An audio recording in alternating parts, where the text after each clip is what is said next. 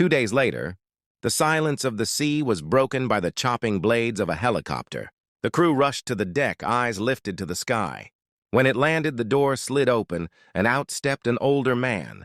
He didn't wear a uniform decorated with medals. Instead, he wore a plain jacket, his hair silvered with age. But there was something in his stride, calm, steady, confident, that made the crew instantly straighten their backs. This was Commander Samuel Hayes. For decades, his name had carried weight across the Navy. He wasn't just another officer. He was the man who could solve problems no one else could. The one who treated ships as if they were living beings.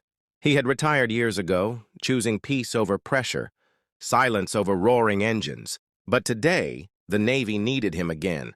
The Admiral met him at the landing pad and shook his hand firmly. "Commander Hayes," he said with relief, "thank you for coming.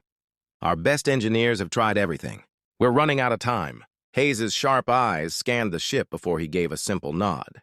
"Take me to the engine." The engine room fell into an expectant hush as Hayes entered. Unlike the frantic teams before him, he did not rush to open manuals or switch on diagnostic screens. Instead, he walked slowly around the great steel machine, his hand brushing its surface as though he were listening to its heartbeat. He leaned close, studying pipes, bolts, and circuits. Sometimes he tapped the metal softly. Sometimes he stood perfectly still, eyes closed, as if he were in deep conversation with the ship itself. The young engineers exchanged nervous whispers. "What's he doing?" "He hasn't touched a tool. Looks like he's just staring at it." Hours passed.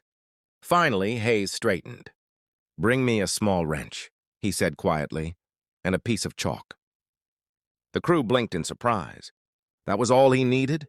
Hayes crouched near a hidden valve, marked a tiny X on the metal with chalk, and tightened a single bolt, just one.